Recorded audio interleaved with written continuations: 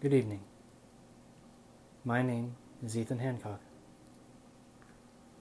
and I thought, in light of recent events, and with this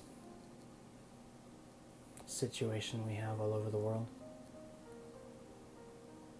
I thought I'd tell you a story or two.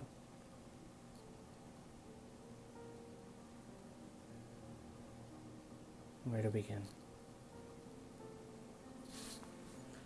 I have the first book with us, and as you'll see behind me, we're joined by, well, they're friends.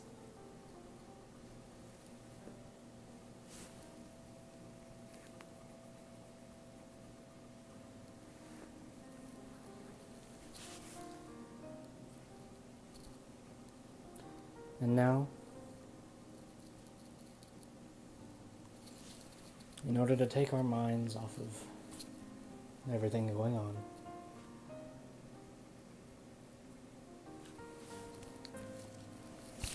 I'm going to read from a selection of stories, starting with Winnie the Pooh.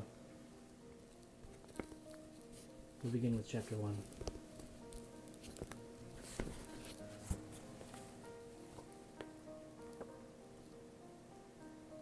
Chapter 1, in which we are introduced to Winnie the Pooh and some bees, and the stories begin.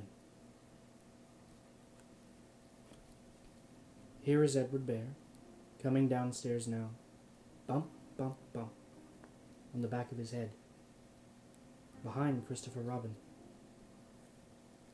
It is, as far as he knows, the only way of coming downstairs.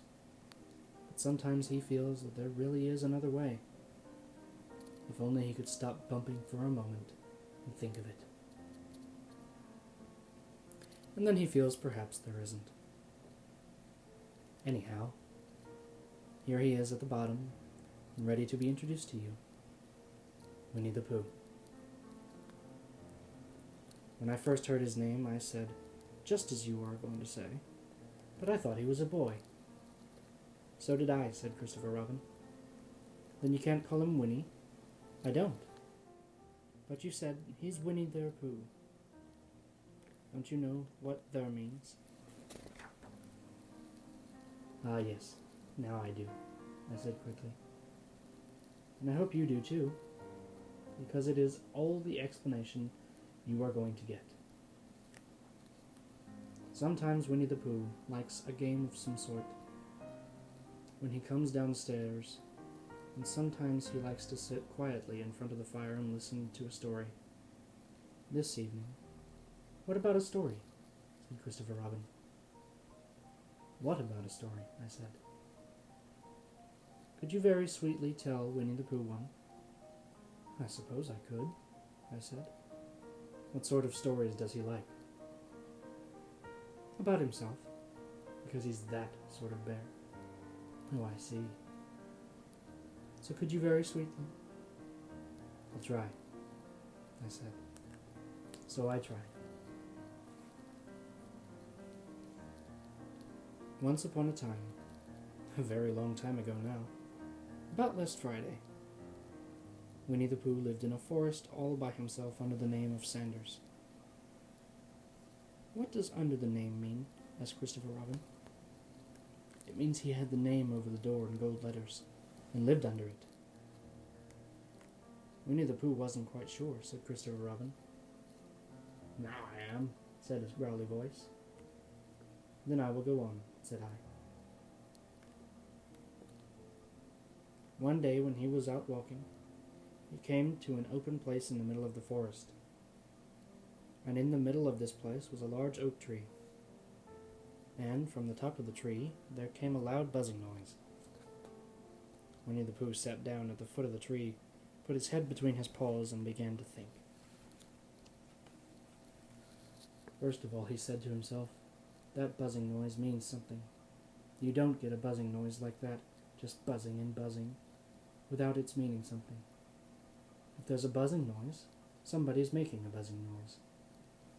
And the only reason for making a buzzing noise that I know of is because you're a bee.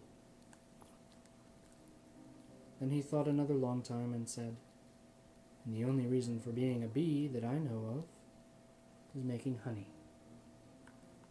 And then he got up and said, and the only reason for making honey is so as I can eat it. So he began to climb the tree. He climbed, and he climbed, and he climbed, and he climbed, and he sang a little song to himself. It went like this. Isn't it funny how a bear likes honey? Buzz, buzz, buzz. I wonder why he does. Then he climbed a little further, and a little further, and then just a little further. By that time he had thought of another song. It's a very funny thought that if bears were bees, they'd build their nests at the bottom of trees. And that being so, if the bees were bears, we shouldn't have to climb up all these stairs. He was getting rather tired at this time, so that is why he sang a complaining song. He was nearly there now, and if he just stood on that branch, crack! Oh, help! Said Pooh, as he dropped 10 feet on the branch below him. If only I hadn't, he said as he bounced 20 feet onto the next branch. You see, what I meant to do, he explained as he turned head over heels and crashed onto another branch 30 feet down.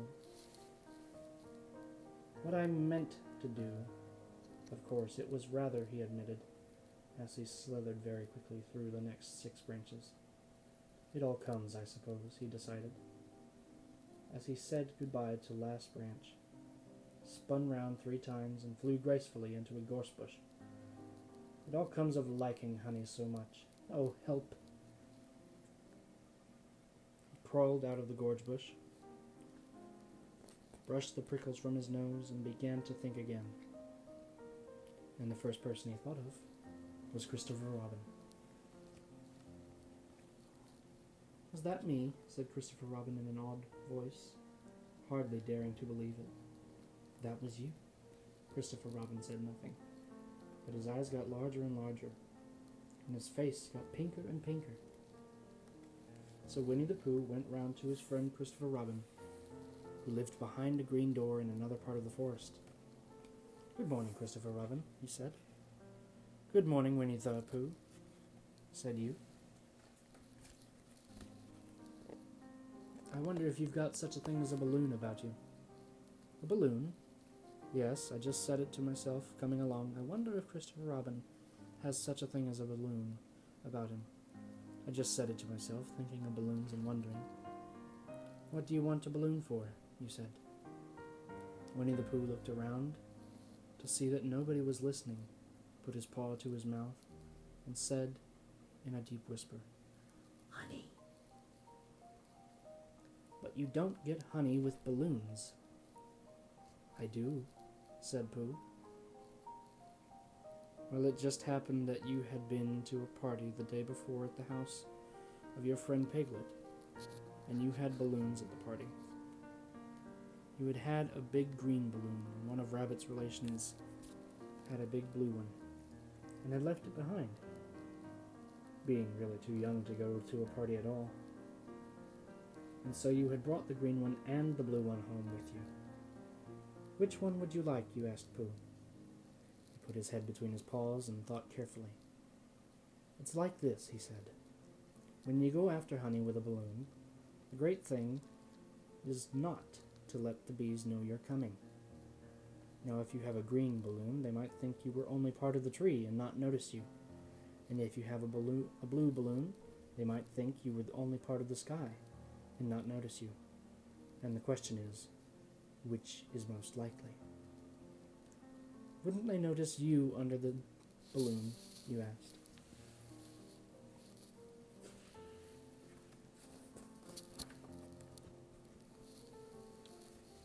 They might, or they might not, said Winnie the Pooh. You never can tell with bees. He thought for a moment and said, I shall try to look like a small black cloud. That will deceive them. Then you had better have the blue balloon, he said, and so it was decided. Well, you both went out with the blue balloon, and you took your gun with you just in case, as you always did. And Winnie the Pooh went to a very muddy place that he knew of, and rolled until he was black all over. And then, when the balloon was blown up as big, and you and Pooh were both holding on to the string, you let go suddenly, and Pooh floated gracefully up into the sky and stayed there, level with the top of the tree, and about 20 feet away from it. "Hooray!" you shouted. "Isn't that fine?" shouted Winnie the Pooh down. "What do I look like?" "You look like a bear holding onto a balloon," he said. "Not," said Pooh anxiously, "not like a small black cloud in the sky." "Not very much." "Ah, well, perhaps from up here it looks different. And as I say, you never can tell with bees."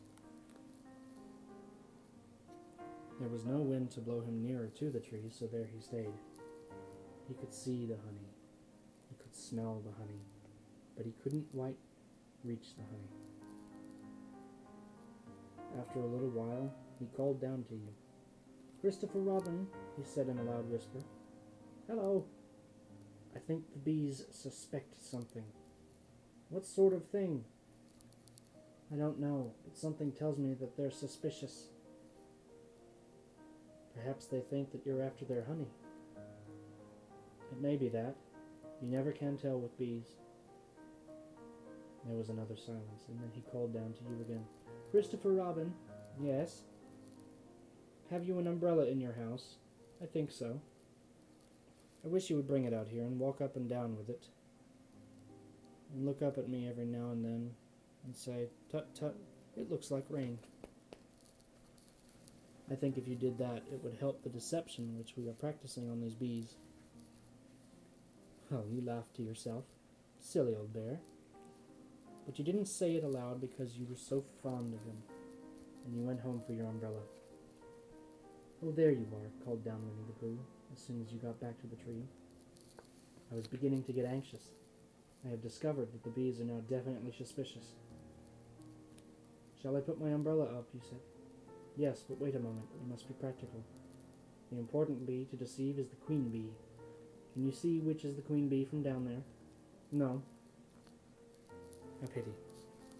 Well, now, if you walk up and down with your umbrella saying, 'Tut, tut, looks like rain,' I shall do what I can by singing a little cloud song, such as a cloud might sing.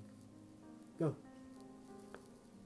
So, while you walked up and down and wondered if it would rain, Winnie the Pooh sang this song. "How sweet to be a cloud floating in the blue." Every little cloud always sings aloud. How sweet to be a cloud floating in the blue. It makes him very proud to be a little cloud. The bees were still buzzing as suspiciously as ever. Some of them, indeed, left their nests and flew all around the cloud as it began the second verse of this song. And one bee sat down on the nose of the cloud for a moment and then got back up again. "Christopher, out, Robin," called out the cloud. "Yes, I have just been thinking, and I have come to a very important decision. These are the wrong sort of bees." "Are they?" "Quite the wrong sort.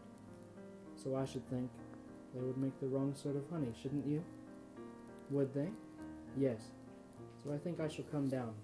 "How?" asked you. Winnie the Pooh hadn't thought about this. If he let go of the string, he would fall, bump, and he didn't like the idea of that. So he thought for a long time, and then he said, "Christopher Robin, you must shoot the balloon with your gun. Have you got your gun?" "Of course I have," you said. "But if I do that, it will spoil the balloon," you said. "But if you don't," said Pooh, "I shall have to let go, and that would spoil me." When you put it like this, you saw how hot it was. And you saw how it was. and you aimed very carefully at the balloon and fired. "Ow!" said Pooh. "Did I miss?" you asked. "You didn't exactly miss," said Pooh, "but you missed the balloon." "I'm so sorry," you said, and you fired again, and this time you hit the balloon, and the air came slowly out, and Winnie the Pooh floated down to the ground. But his arms were so stiff from holding on to the string of the balloon all that time that they stayed up straight in the air for more than a week, and whenever a fly came and settled on his nose, he had to blow it off. I think, but I am not sure, that is why he was always called Pooh. "Is that the end of the story?" asked Christopher Robin. "That's the end of that one. There are others." "About Pooh and me, and Piglet and Rabbit and all of you. Don't you remember?" "I do remember. And then when I try to remember, I forget." That day, when Pooh and Piglet tried to catch the heffalump, they didn't catch it, did they? "No. Pooh couldn't because he hasn't any brain. Did I catch it?" "Well, that comes into the story." Christopher Robin nodded. "I do remember," he said. "Only Pooh doesn't very well, so that's why he likes having it told to him again. Because then it's a real story, and not just a remembering." "That's just how I feel," I said. Christopher Robin gave a deep sigh, picked his bear up by the leg, and walked off to the door, trailing Pooh behind him. At the door he turned and said, "Coming to see me have my bath?" "I might," I said. "I didn't hurt him when I shot him, did I?" "Not a bit." He nodded and went out, and in a moment I heard Winnie the Pooh bump, bump, bump, going up the stairs behind him. I hope you enjoyed. And to all of those out there, I wish you a good evening, and I'll see you next time.